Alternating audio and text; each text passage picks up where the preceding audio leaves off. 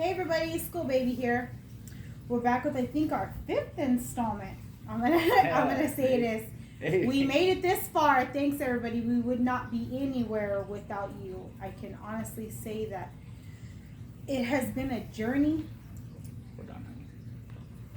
It has been a journey with everybody just learning, looking, just talking about the breed and hearing everybody's input on all the history and the knowledge and the new and the old. I've always been fascinated myself by the new and the old and how it's a learning curve. Even for some of the old timers, sometimes they're set in their ways, but it can be a learning curve for them to see how everything has progressed, and then to now to where it's just sort of a, I want to say what's it called?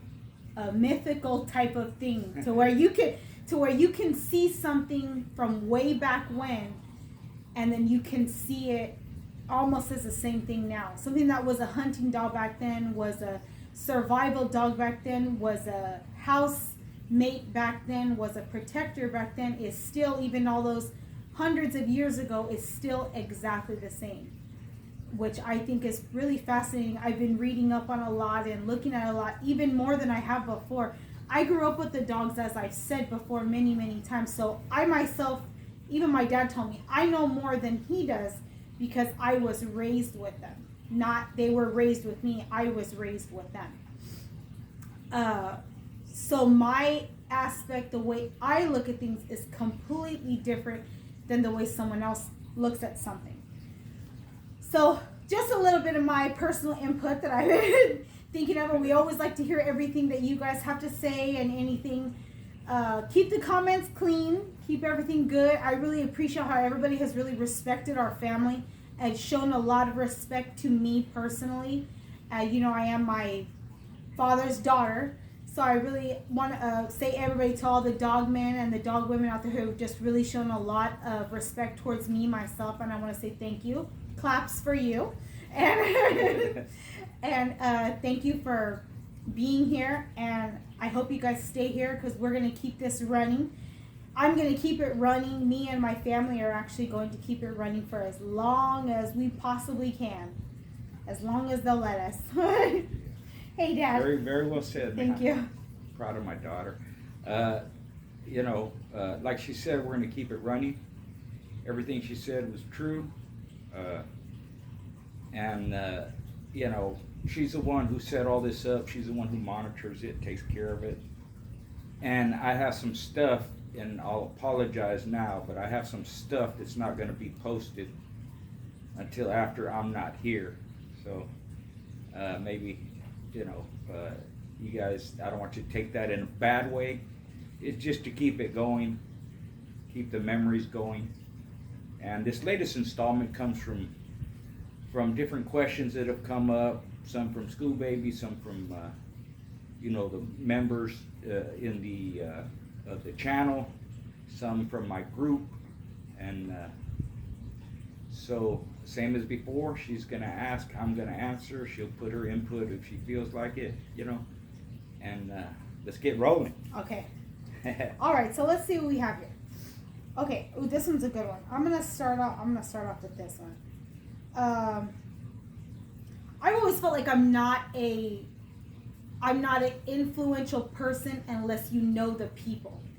People always tell me, and I've heard it many times, that me and my father have such a good relationship. And trust me, it takes years for some people to build those things.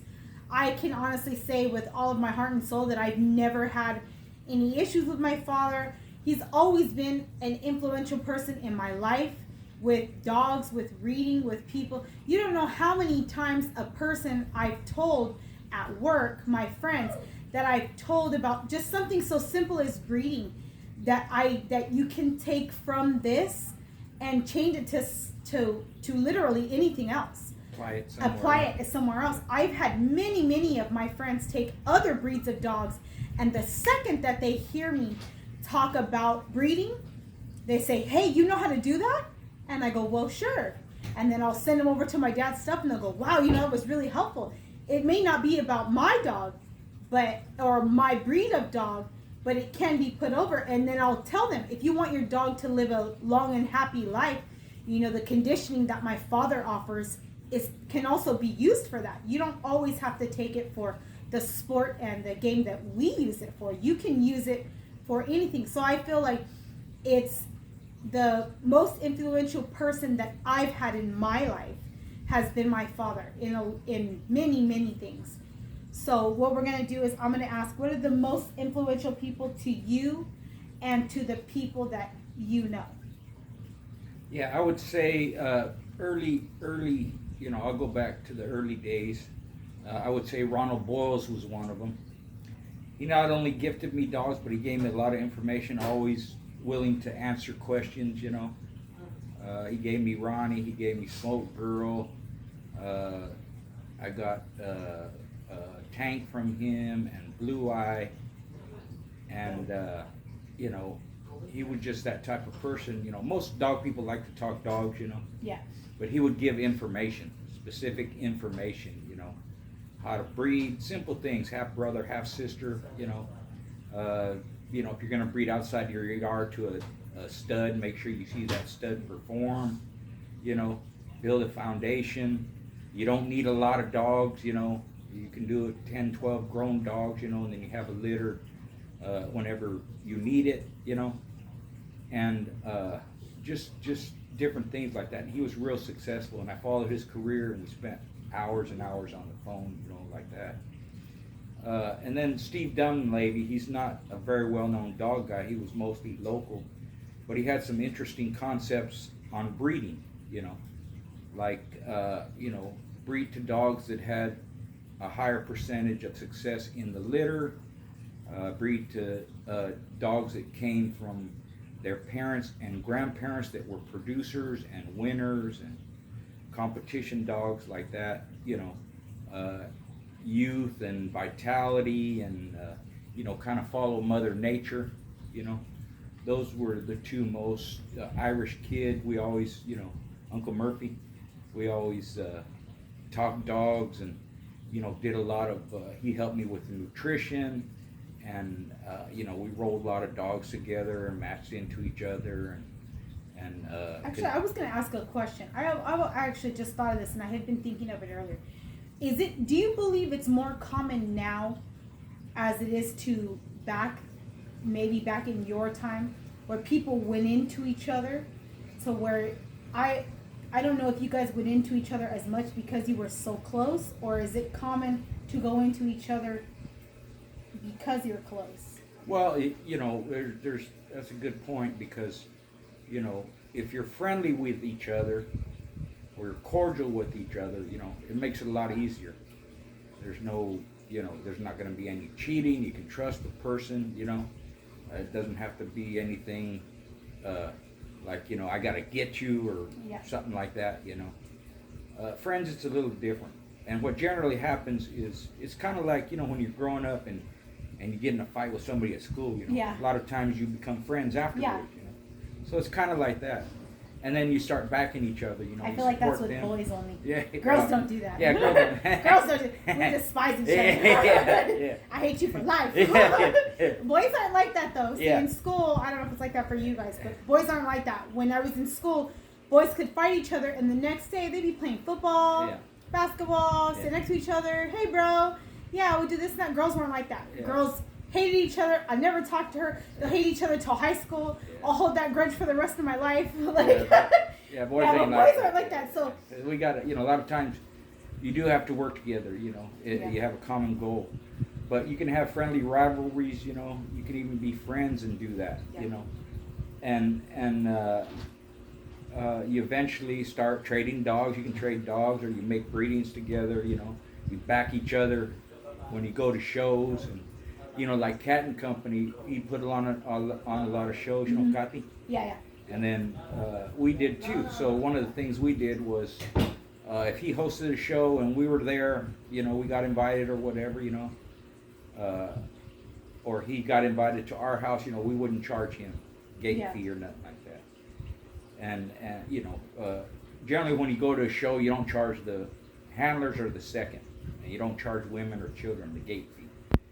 But if you're just being invited to the show, then or even in that circumstance too, whoever you bring with you, he wouldn't charge my people, I wouldn't charge his people. And we were rivals too. We matched into each other. We only lived a couple of blocks away. Yeah. Yes. He had grand champion Jinx. He had Sammy was a 2-time winner. He had a dog named Sir, a very good dog that came from John Craig. Rest in peace, John Craig, 2-time winner. Real good dog. He was kind of that some of that Dunleavy's older breedings, the white dogs and Bully Son, even some Zebo in there. I think that's how he was bred. But you have that where you just you get along. And for the most part, it's like our house. We never had a problem. Yeah. Never had no trouble like that. People respected us. People respected. This was my house, my family, all that. We had a lot of shows and a lot of good times. But those were some of the people that were influential that way. And then throughout history, I always admired Earl Tudor and because he was so successful. Howard Heinzel, I met him, different people.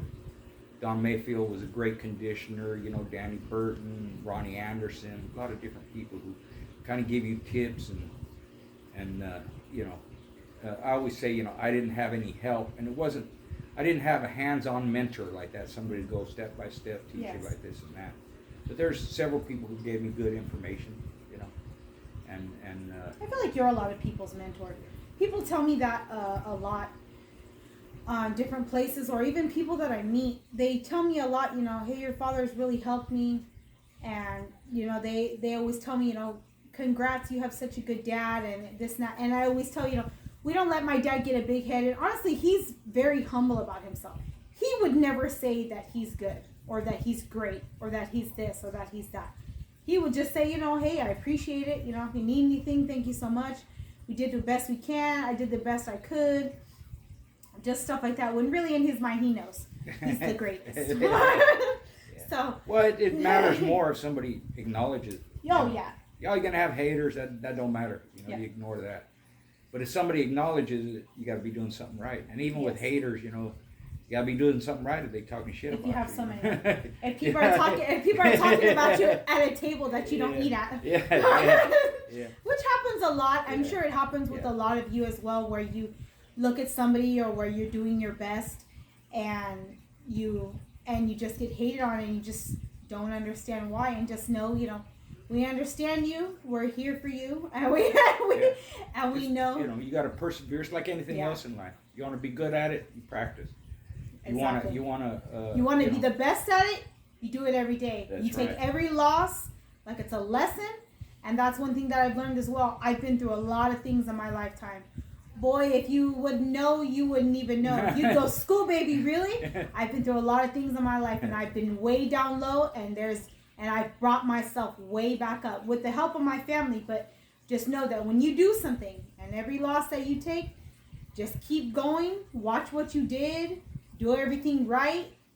Don't cheat. I always tell people, there's a karma that does come with cheating.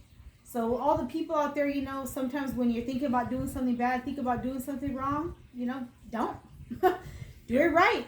Because you'll pay for it. Because you'll pay for it. You'll pay for it. And someone will know, and then you'll do it again, and you get caught. So if you're known as a good person, you yourself can be an influence on someone else, You have good people around you, you'll be a good person. You're a bad crap person, you'll have bad crap people around you, and trust me, nobody wants that at their table, because we don't have it. Everybody I know is literally considered family. Anybody that comes to my house is literally considered family. So, just another tidbit. Okay, this is a good one too. Can you tell conditioning by looking at them? So, first off, I can. Even though that I had not, the dog shows that I've been to, I can always tell when someone conditions natural, when someone conditions, it's not fake, but even when they run them outside, when they're giving them the wrong food, I can literally smell it on them. The lack of vitamins that they don't have, it has like an awkward smell. It's almost like a person when they take medicine for when they're sick. It's like a dog. You can smell and see just like the look in their face, the feel of their muscles, where it's just not where it's supposed to be. I believe that the size of it, I've always seen when I was younger, I noticed this too. When I was younger, we always saw like kind of smaller dogs, but it's not that the smaller was more fierce, it's that the way that we conditioned them, they were able to last a long time. They were able to go a long time. And like me, I'm chubby, but if I was to get into a physical match, a lot of times where I have won, not just from a strong punch, aka a strong bite, that's not what makes it. What makes it is I can last longer than 30 seconds. A street fight is 30 to 45 seconds max. It never goes any farther. I don't have that issue. I don't have that problem. And because I can, and I don't ramble on and bark, I just go in, I just scratch, if you will. It's the same, it's literally the same concept. So what you can tell by that, I can always tell from a person, from a dog, especially from them.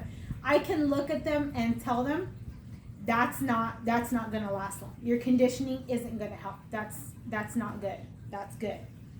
So can you tell conditioning by looking at them? Yeah. I'm 90% accurate, I would say, somewhere around there. Sometimes a little bit off, because sometimes dogs can surprise you, and sometimes conditioners can surprise you, But I look at it's looking at their body, their muscle tone. A lot of times they have the sinews through their body. You see the rips of muscle, but a lot of it is the way the dog behaves. If he's on point, if he's sharp-eyed. The way he walks, the way he carries himself, he's pumped and psyched, and that doesn't mean any dog can be that way. Once a dog gets fired up, he's fired up. Yes. But that look and demeanor and the way their body language has to match the physical traits that they're exhibiting in their body. Their coat is shiny, their nose is wet, their eyes are clear and focused. Sometimes the dogs look through you, they're not really looking at you because they're just so amped and so pumped. But with all that, the physical attributes have to look the same. They have to be tight and not tight stiff, but tight and I don't want to say relaxed, but tight body, but move well. Yeah. Loose. Loose, yeah. Like that. Loose. So yeah, you can tell. In fact, like Mr. Gray, the first time I saw him condition a dog, he brought her out. I could just tell that she's in shape, man. Yeah. If this has anything to do with conditioning, he's gonna win. Because Yeah. I saw his opponent too. She looked okay, but not the same. It didn't end up coming down to conditioning. He won like in 32 minutes, but if it would have, he would have won on conditioning Yeah. too. So yeah, that makes a difference. And I like dogs that start fast and keep a faster pace than their opponent, right? And anybody prefers to win quickly, right? But that don't always happen. So you always have to be prepared in case it goes some distance, that you have the condition the dog that's able to do that. So yeah, you can. Some people say, "Nah, you can't tell." Nah. They can fool you just like some boxers can fool you. But for the most part, yeah, I can tell by just what I explained. You know what? That's something else that I want to say. So I actually learned this from my brother, because my brother is one of those people that just by seeing him, you could never tell how fierce and how strong and just how well he can fight. The logic in his mind. He was taught karate, and he knows boxing, and we're that way. And I'm sure a lot of you teach your children to be that way, where it's more of a defensive thing. You defend your family. My brother's the oldest. He has 2 little sisters. So of course he's going to defend himself. But there was guys, like even at work, where they were real buff, and they were real big, and they were ripped, and they were cut. But my brother could still outwork them. He could still outman them. Older than them, my brother would top them 10, 15 years. But the conditioning of his body that he's had since he was little truly made a difference, because he was always stronger than them. He could always work harder than them, do more hours than them, lift harder than them, to where in the end people would always go, wow, man, you know, I'd never think that someone like you, you know, would be able to do all that stuff. And he's like, yeah, well, you know, I do. They're like, oh, you lift weights? And he's like, no, I run. Because to us, that's important. We have to be able to have that stamina. To us, the running has always been more important. But our strength literally has always been there. I even have cuts in my arms and in my legs, and people are always like, what is that from? And I'm like, I don't know. I've always had that. I run, I do. But I've always had that. I've always been able to lift. I've always been able to do things.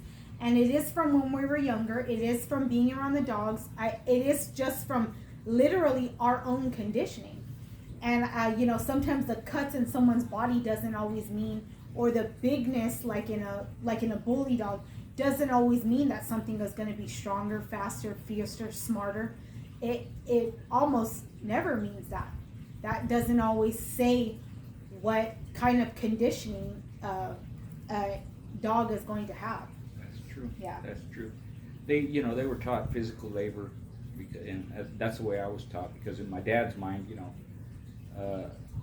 should be able to do any kind of work. Yeah. Education and all that's important. It comes along, if that's what you want to do, but you have to be physical, and she does what you would consider a man's job, Yes. and she just I've always done production, manufacturing work. I can do sit down, typing work. I can't. I've done it. You do all this computer we do crap, all this computer. Yeah, we do all that, and I've done things where I've done retail, customer service. Yeah. But I actually prefer manual labor. I prefer working in teams, working together, working in places where I do this and that really fast, and then I sit down, and I do this and that really fast, and I sit down. So everything that I do, except what I have now, it can get kind of boring, but now that I'm a lady, I do lady work. I do lady work, so I'm a lady in the nice cool air. But even on Saturdays, I go outside and I work at the facility that I work at, and I still go out and do all the jobs that they do, and it's a lot of work, man. You got to give a lot of credit to the people that work with their hands and build things and create, and anybody in even a trade. We want to get a shout out to all the people out there that didn't go to school for a trade but know how to do a trade, because there's a lot of people out there that now they go places, and oh man, it happens so often with my friends where they go, I know how to do this, and I can work on this mechanic shop, but these people won't hire me because I don't have a degree. And I'm like, and you know what, to all the people out there who just still get people from the streets and let them change their oil or fix their tractor in the backyard, shout out to you as well. Because that kind of relates to the dogs. I like natural work with the dogs. Yeah. I like, anytime you condition a dog, however you do it, it's physical. Yes. But I like the more natural work. I like them out in nature, out in the fresh air, and running and jumping. Yeah, we don't run on treadmills either. That's another thing that we don't do. I lift weights, as you can tell, but I do not run on treadmills. Me and my brother do not do treadmills. It is one of our icks. It's one of our taboos. It's one of our things I never have, and I never will. I actually, during the summer, like right now, I do it during the winter when it's not raining. We live by a canal. So I run with a 15-pound weight on, 5-pound ankle weights, and then I run in the sand. So I run about 4.5 miles in the sand, in the heat, with all my gear on, all the way from top to bottom with sweatbands on, and I run back and forth through the sand. So that's something that I've done, that I always do. I have special boots. I like to wear my steel toes preferably because I like to pick my feet all the way up out of the sand. But it's just something that I prefer doing. I feel like if I'm not aching afterwards, me and my brother are like that. They're like, that's not good. Yeah, that's fine. And if I'm not aching afterwards, I didn't exercise. They can run 5-10 miles easy. Yeah. My other daughter, Lee, she just ran a marathon yesterday with her husband. So they've always been that. Again, that's from the dogs. Whether they realize it or not, or realized it growing up, that's where that work ethic and that conditioning comes from. It actually comes from the dog because, like she said, they were raised with them. Mm-hmm. Me, I don't run shit. I run the household. Yeah. I don't even run that. Next Mom to my does that. next to my mom. Well, Yeah. you do things. Yeah. I'm in my office all Yeah, day yeah, long yeah. doing this. So Yeah. next question. It's okay. How would an older person condition a dog? There we go. See, that's a segue into what I just said. Mm-hmm. You know, as you get older, and it doesn't have to be when you're older, but as you become more experienced, you try and find ways to make better use of your time, right? And hand walking is good, and a lot of people can walk miles and miles, but as you get older, that becomes more difficult. You start getting aches and pains, you start having injuries, you have all this stuff that can happen, right? So, you know, you try and find ways to condition a dog where it's not so physical on yourself. Now, you can use treadmills, you can use cat meals, they use e-meals, you can do flirt pole, you know. But the thing is, you know, is how can you get the same type of conditioning, right, where it doesn't take you hours and hours to get to that point, Okay. right? So instead of hand walking or even running beside a dog for miles, I prefer the road work beside a bike, beside a car, an ATV or something like that. You get a better workout in less time, Yes. right?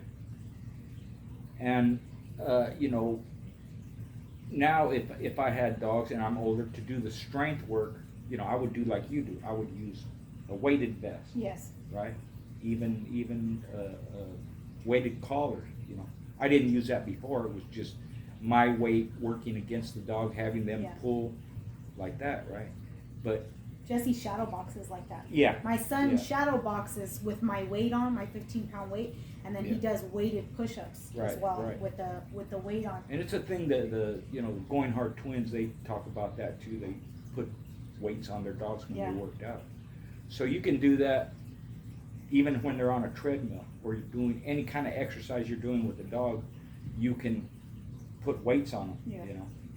And what that has a way of doing is if they get used to the weights, it builds strength, and then when you remove the weights, they're fast. It makes them fast. Makes them fast, Their movements are quicker. So that's about what I would say is learn how to make better use of your time when you get older. And even if you do the same type of conditioning, you know, you can figure out ways to accomplish the same thing in a shorter amount of time. Okay. So my dad would be considered to some of the younger generation an old timer himself. I grew up around so many that now when I see them or they see me at dog shows, they go, "Hey, you remember me? I remember you when you were this high." And some of them I do, some of them I don't. Man, some of them look way different, and some of them I'm like, "Wow, you got older. You didn't age good." Maybe it's just some people, you know, a lot of people have gotten sick. A lot of people go through things, but some of the like Irish Kid, OTK, Vinny, you know, had Chinaman, you know,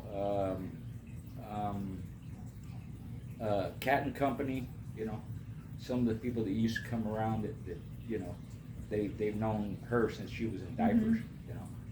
So, and we get to see some of them. They look different. Boy. they look different. I knew you when you were a baby, diapers and all that stuff. So. And so a lot of them, like I have a few that I call, you know who you are, who I call, if I call you uncle or I call you Theo, you're it, and I've known you forever. And there's slim and few that I've known that I would consider old timers myself. Who's the first old timers that you met? Yeah, going back, and this was I think it was probably Big Red's first match was Lou Johnston. He was an old dog man. He was at an advanced age back then, He had a famous dog named Goofy, was a multiple winner, you know. And there's a story going around that Goofy was a brindle dog, and he'd match people with a brindle dog, right, for cheap money, right? Okay. And knowing he's probably going to lose, right? Then he'd rematch those people with a brindle dog and bring Goofy, who was a badass, right? Yeah, yeah. For a lot more money. Yeah. And then beat him, you know. So he would do stuff like that. But he was really impressed with Big Red. You know, he told Did me, the man. old shark move like they do? Yeah, With yeah, I like don't know that, what it's like called, that, but that's yeah, like an old school thing they show on TV all the time where you're like, yeah. play He me one hustled more him, time. you Hustle know? them. Play me one more time. Yeah, yeah. They pull out their own 2-piece handmade cue. Yeah, like that. Yeah, like that. Okay. Yeah. And, you know, he was really impressed with Big Red. He was there when he beat Scratch and Stitch, you know, in 34 minutes. And he said, man, that's a good dog. He reminded me of them old-timey dogs, you know. And then he was there for Miss Rowdy when she beat Smith and Walton. And he always had good stories talking about Goofy and you know, some of the West Coast dogmen, you know, like Felix DeSoto and even Bill Petrie. He was another old-timer. You know, he was kind of the one of the main players in the beginning of the White Blood, you know, bullshit and all them. Their ancestors, actually. He had 2 females, Ma and Sandy. Those were kind of foundation females for the White Blood, you know. Okay. They were both bred to Moore's Champion White Bandit. That was kind of the beginning of that blood. That goes back to the late 60s, early 70s, you know. Men like Petrie, you know, he saw Bully Son and Benny Bob. He saw Benny Bob and Jimmy Boots, you know. He saw White Bandit win most of his matches. And, you know. Oh, you know, I was just thinking, you know, it would be interesting to see if anyone has it. Hit me up on YouTube. If anyone has a family tree from way back then, like a huge dog family tree from any of the. Let's call it pedigree. And you know, like, I know, but write it like a family tree. I mean, you know, like, Oh, I know, go like that. Go like that. you know what I mean? Yeah. I mean, if anyone has an old one, not the one now, but if anyone has the old ones, I'd like going to. back years, yeah. You know what I mean? Yeah, it'd be interesting. I'd try this. I just thought about that right now. Yeah. You know what I mean? Yeah. Because you know, Yeah, and in between, like that time, I met some guys like, you know, they're 80, close to 90 years old. You know, Floyd Boudreau and Jerry Bean and Bob Finley. You know, they would have some of those old family what I mean? trees That's what that I would you're, like to that you're see, talking about. yeah. You know, and but those were just some of those guys. It's nice to hear their stories. You know, going here, going there. You know, and talking about the old dogs they had. You know, you don't hear a lot of the old bloodlines like Ken Trice or Jim Williams, Yeah. or like Lowell Lehman, you know, even the old Freddie Jones stuff, you know. I met Freddie Jones' dad. He died in a car accident, you know, while he was still young, and his father kind of took up the blood, and he was still around breeding dogs when I got into it, you know. Freddie Jones was before my time. He wasn't that old when he got killed. He was young. He got killed in a car accident. And, you know, he had some famous dogs, you know, Bart and Gimp and Reno and different dogs that are in those family trees like we're talking about. So I would say, you know, my first, who was advanced age, old guy, was Lou Johnston. You know, he's pretty famous. Yeah. Even Howard Heinzel, you know, I got to spend time with him. He had a lot of knowledge. We got along because he was a boxing fan too. Oh, okay. He knew a lot of them old fighters, and I had a lot of that history, you know, like I do with the dogs, and we just hit it off because of that. We talked more about boxing probably than we did dogs, you know.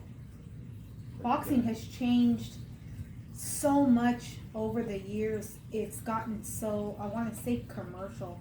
Yeah. I remember watching boxing as a child, and just because that's all we did was watch boxing and history as children, and you know, the cartoons that we got to see sometimes. But now looking back on it, the amount of talent that a boxer had to have as to now is just insane. Like insane. When I remember all of the fights that they had, and how sometimes they would just go round after round after round after round. and still just keep going and never stop and never quit, to where now I feel like if they get one cut, they're done. If they're breathing funny, it's done. They get hit hard. They get hit hard. They go like that. Yeah. Oh, this one's done. No, we call it. That's it. We're done. You know. Or I feel like, and I'm sure a lot of you have seen this. I feel like a lot of them are rigged. They're rigged. They get to the end. The judge is there. They're doing their little judgments together. And in my mind, I know, I'm like, this guy won. He won. He put up a good fight. He hit the most. He did the most. And then my dad's there, and he's going, they're not going to give it to him. They're not going to give it to him. Yeah. It's not going to work like that. They're not going to give it to There's him. the old saying, when the judges get together and they take too long calculating the points and all that stuff, there's something funny going Something on. funny, right? Something But funny. yeah, there's a lot of, there's so much more money involved in it Yeah. that it makes for cheating. Is it the gambling part that makes it more? That you think too. so, or just Yeah. the money in general? Yeah, and that's even been said with dogs, you know, Mm-hmm. where you know, if you have a lot of money involved, you're gonna do whatever you need to win, even cheat, Yeah. and that's what people have done. Or if it's not that much money, where it's not gonna make that much difference, you're apt not to do that. Yeah. You just keep it clean and not that much. May the better dog win and all that. Yeah, yeah. But I see that in boxing too. I always felt just like the dogs, you know, and sometimes I get flack for this, for saying this, but they were tougher back then. Yeah, they were. Because like you're saying, some of them guys, even before they had a title fight or became a contender, they had 40, 50, 60, 70 or more fights, Yeah. right? And a lot of them had that up to 100 fights. And I'm talking in the, you know, 70s, still had, you know, multiple fights, you know. Marvin Hagler, 60, you know, Carlos Monzon had 80 fights, you know, And or now more. do they still go 90. 12 rounds? I haven't even. Just 12. They used to go 12. 15. They used to go 15, right? Yeah, That's what it was. yeah. They used to go 15. So it's a different fight, and I don't knock it for trying to change the rules to make it safer, or even referees stopping fights sooner. Because before they would just let them beat the hell out of each other. Yeah, yeah. I see that, you know, which is good, but even then, you know, you see guys get hit, and the way they react, you can tell, well, it's not going to take too much to knock him out. Yeah. There's a term. He doesn't like getting hit. Yes. Not that they just avoid it, which is smart, but when they get hit, you can tell they can't take They it. can't take it, yeah. Where before, them guys, their face wouldn't even hardly move. They wouldn't Yeah. change their expression. It didn't bother They just them. get whacked, and that's it, and they do it back and forth. And I think it's because a lot of them, when they really were hungry to fight, they Yeah. were literally hungry to Yeah, fight. you're exactly You were right. fighting to eat. Yeah, to survive. You were You're fighting good. to Yeah. survive. You were doing Yeah. it to Yeah. survive, you know. Yeah, they're It was true. all you had, all you knew. You realized that you had a talent. I could fight on the streets. I could get hit. Okay, I'm going to turn around and I'm going to turn it into something. Yeah. And I'm going to make something that, you know, normally would Right. have brought me down low. And I'm going to make it bring me up into, you know, someone. Yeah, where now some of them, and quite a few of them, don't have that background, but they see it as a way, hey, I can make a lot of I money. can make a lot of money, I can yeah. make good money doing this, you know, and if they manage it right, they're set, you know. But, yeah, that's some of the differences I see, Yeah. so. So we're going to compare dogs to boxers. We actually did that last segue on accident. Yeah, we did a little We bit, did, huh? yeah. We Yeah, did that. I'll say it this way, you know. I have my favorites, you know, and there's a lot of them, you know. But I kind of looked at it like, you know, that's how I want my dogs to fight. Kind of an all-around competitor. Yes. They can handle any situation. I like aggressive fighters, you know. I like offensive fighters, but I don't like dumb fighters. Yeah. You know, where they just get hit and don't try and avoid punches. Yeah. That's why I like, you know, Roberto Duran. He was real slick and counter-punching, but always moving forward, always making the fight. You know, that's the way I like my dogs. For them to set the pace, for them to control the action. I wanted them to do what they wanted to do, and not let their opponent do what they wanted to do. And hit hard, you know, have good stamina, strong, you know, have a strong core, being able to move, you know, you're in the square, Yeah. the box they call it now. I wanted them to be able to make use of that. which could be putting them in a corner, banging them on the side, pushing them off balance, being able to move around, you know. And I had dogs that had some different styles, like Ronnie was more of a Boleo type, so he fought more smarter. Clayton Blood was a head dog like that, and they have to be able to maneuver and have good air and be smart, think on their feet. And even dogs that are more rougher, you know, I wanted them to go hit the good spots, you know. Yeah.